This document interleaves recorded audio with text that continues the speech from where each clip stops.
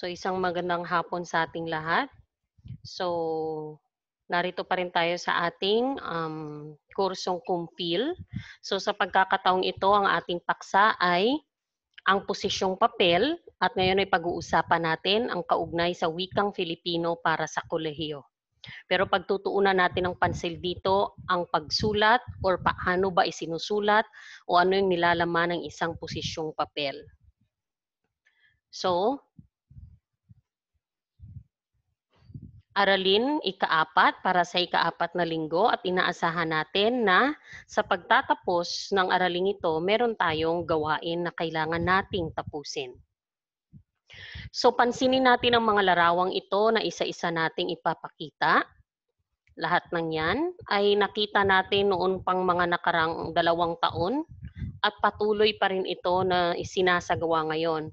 Ito ang partikular na taong ito ay isa sa tagapagtanggol ng ating wikang pambansa. Siya ay si Profesor David Michael de la Cruz. Siya ang namuno sa Samahang Tanggol Wika. So hindi lamang si Professor David ang nakikipaglaban, kundi marami ding mga mag-aaral at mga kabataan sa iba't ibang mga kolehiyo sa buong bansa.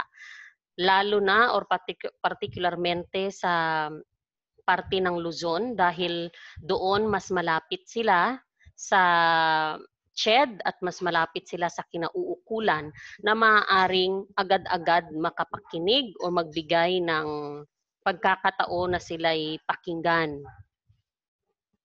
So kung iisipin mo ang lahat ng mga gawaing ito, mapapaisip ka at magtatanong ka, ano ang kanilang ginagawa? At kailangan ba talaga nilang gawin ang mga bagay na ito? Lumabas sa daan, magdala ng placards, magsisisigaw, at sa ganitong paraan ipakipaglaban ang ating adhikain o ang ating pagkilala at pagmamahal sa ating wikang pambansa. So para kanino yung mga ipinapaabot na mga panawagan or ano yung kanino lang ipinapaabot ang kanilang iniisip at ang kanilang mga saloobin? Makatwiran ba o nararapat ba ang mga gawain na kagaya nito? So, particularmente sasabay ng tao, ang tatalino niyong mga tao, pero nandyan kayo sa daan, nagsisisigaw-sigaw. Pero sometimes kung kailangan mo talagang makakuha ng atensyon at para ikaw ay mapakinggan, kailangan talagang lumabas ka. Kailangan talagang lakasan mo yung boses mo, ipakita nyo yung pagsasama-sama ng lakas ninyo nang sa gayon ay mabigyan kayo ng pagkakataon na mapakinggan ang inyong mga katwiran, ang inyong iniisip at saloobin. So kung babalikan natin, lumabas ang CHED Memorandum Order 20 Series of 2013. Ayon sa mga tagapagtanggol ng ating wika, isa itong paglapastangan sa pagpapahalaga natin sa ating, hindi lamang sa ating kasaysayan, sa ating karunungan, at sa diwa ng ating kasarilan ayon sa pangkat o sa grupo ng Tanggol Wika. Ang CHED Memorandum Order 20 Series of 2013 ay isang pagbastos at paglapastangan sa ating konstitusyon mismo. Nilalabag nito ang Konstitusyon 1986, Artikulo 14, Section 6, ang wikang pambansa ay nasa Filipino at ito ay nararapat gamitin sa anumang antas ng edukasyon sa Pilipinas. Kung tatanggalin ito, hindi masusunod o hindi na nasusunod ang espiritu o ang utos ng konstitusyon. At ayon pa sa isang tagapagtanggol ng wika, ayon sa kanya, nababansot, ibig sabihin nabababa, nadidegrade ang pag-unlad ng Filipino sa iba't ibang disiplina. Nasa kolehiyo ang tamang pagtalakay ng Filipino na nakatali sa antas teknikal. So kung tinuro na to sa elementary at sa high school, yun ay hindi magiging sapat. Dahil nasa kolehiyo kung saan mas matalas na ang isipan ng mga estudyante na kagaya ninyo, dito ninyo matatalakay at magagamit ang Filipino sa antas teknikal.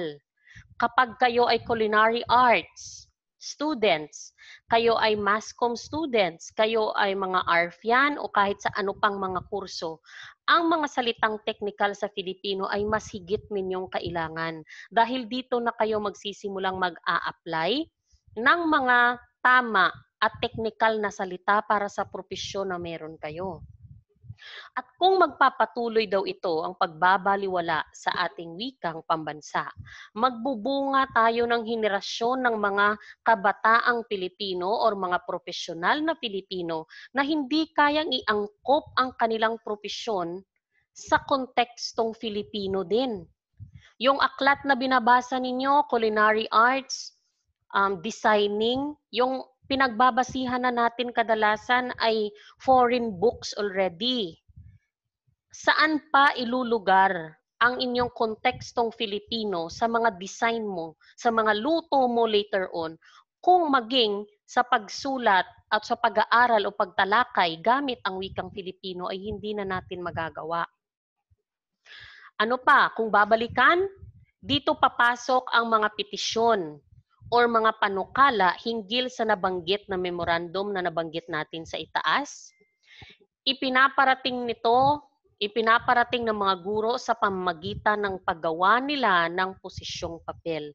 At yon, kung nakita nyo kanina si Professor David de la Cruz, yung kanyang hawak-hawak na mga makakapal na mga papel na yon ay posisyong papel lahat na pinagsama-sama mula sa iba't ibang mga paaralan sa bansa. Isa sa akademikong papel na dapat mong matutuhan sa kolehiyo ay ang pagsulat ng iyong posisyong papel.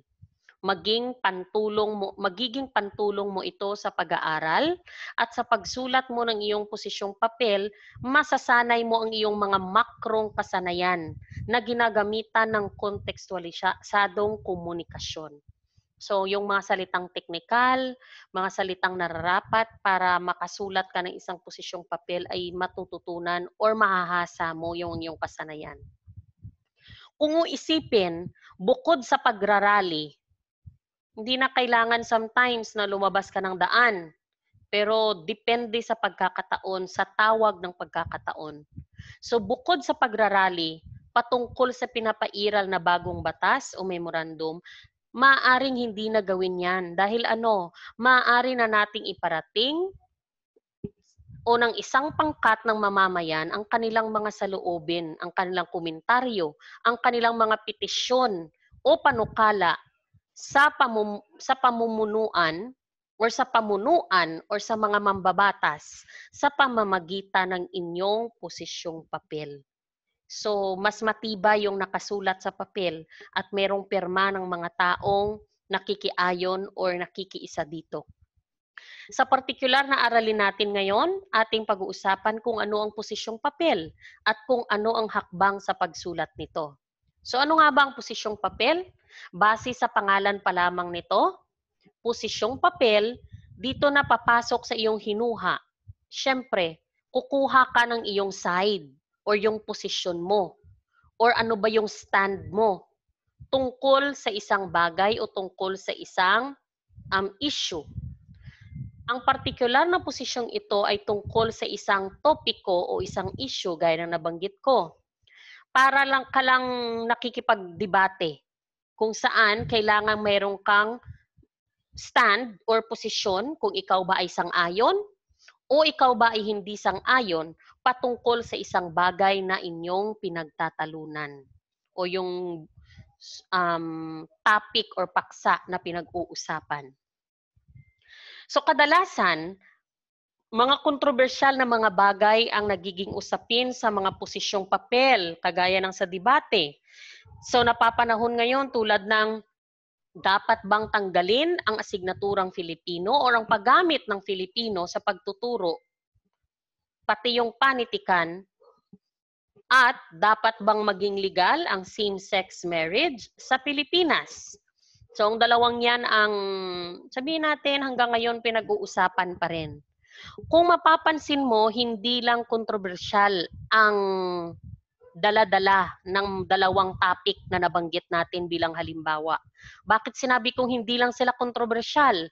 Hindi lang sila isyong pang-internet or pang-Facebook lang. Dahil sila ay napapanahon. Dahil ang mga paksang ito ay pinag-uusapan na hanggang sa antas, sa mataas na antas at umaabot na ito sa legalities. Pinapasok na nito ang batas at hanggang sa Senado at Kongreso ay pinag-uusapan na. Ang mga nilalaman ng isang posisyong papel, una, sang-ayon ka ba? Di sang-ayon at meron pang iba. Una, syempre dapat linawin dito ang iyong opinion or ang iyong posisyon. Ano yung stand mo? Ano yung saan ka pumapanig tungkol sa mga nabanggit na kontemporaryo or makabagong issue? At meron tayong parating maling paniniwala kapag sinasabi natin na sa posisyong papel, dalawa lang ang pwede mong maging posisyon. At yun ay kung ikaw ba ay sang-ayon o kaya ikaw ay hindi sang-ayon.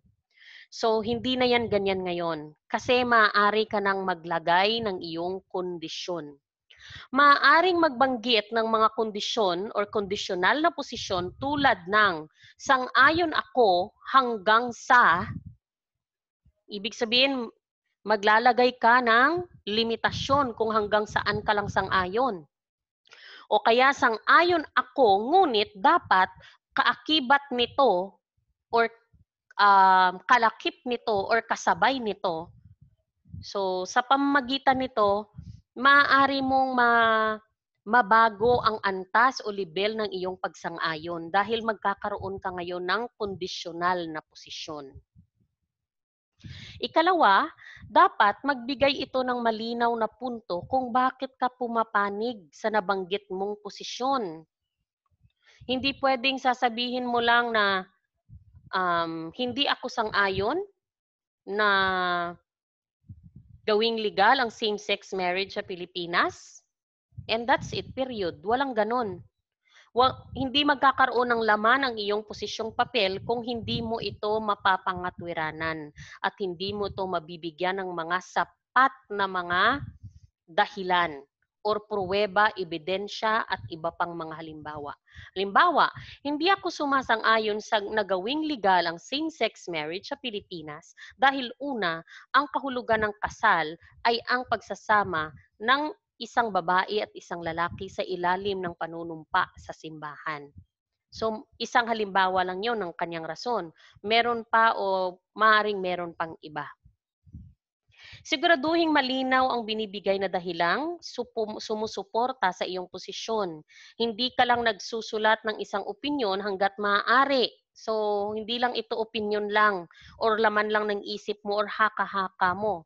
Mainam na mapaniwala mo o makumbinsi mo ang mga mambabasa na pag-isipan ang kanilang opinion tungkol sa iyong sitwasyon. So, paano mo gagawin yon? Magbibigay ka ng mga halimbawa at sapat na mga pruweba. Sa makatuwid, ang isang posisyong papel ay isang sanaysay na naglalahad ng kuro-kuro educated na opinyon hinggil sa isang paksa at karaniwang isinusulat ng may akda o ng nakatukoy na identidad. Gaya ng isang partidong politikal, nilalathala ang mga posisyong papel sa akademya, sa politika at maging sa batas at sa iba pang dominyon o iba pang larangan. Ibig sabihin ito ay isang educated, mataas ang antas ng posisyong papel. Ginagamit ito sa politika, sa akademiko, sa batas, ginagamit din at sa marami pang iba. Ang balangkas o ang outline ng isang posisyong papel ay mula sa pinakapayak tulad ng isang liham na patnugot, parang liham lang na humihingi ka ng patnugot, hanggang sa pinakamagusot tulad ng isang akademikong posisyong papel. Ginagamit rin ng malalaking organisasyon ang mga posisyong papel upang isapubliko ang kanilang mga opisyal na pananaw sa kanilang mga mungkahi. So, ginagamit din siya sa iba pang mga larangan. Nagbibigay daan ang posisyong papel sa akademya, kagaya sa atin, upang talakayin ang mga umuusbong na paksa nang walang eksperimentasyon at orihinal na pananaliksik. So wala kang eksperimento na gagawin, wala kang literal na research na gagawin na kagaya ng chapter 1 up to 5, na kagaya ng makikita sa isang akademikong pagsulat. Karaniwan, pinagtitibay ng isang dokumento ang iyong mga kuro-kuro sa mga posisyong iniharap gamit ang mga ebidensya, kagaya ng nabanggit ko kanina. Kailangan may ebidensya, may batayan, may halimbawa. Mula sa malawak at objetibong talakayan ng naturang paksa. Objektibo, ibig sabihin objective na discussion. Focus on the objective, magbigay ka ng evidence, examples, at higit na paliwanag lalo na kung sa mga taong may kredibilidad manggagaling. So para sa ating tekstong babasahin, ilalagay ko sa ating Google Classroom ang pagtanggal ng Filipino sa mga kolehiyo at universidad at ang same-sex marriage, isang immoral na relasyon. Yan ay mga posisyong papel. So ating itong babasahin at sa Miyerkules magbibigay ako sa inyo ng inyong gawain.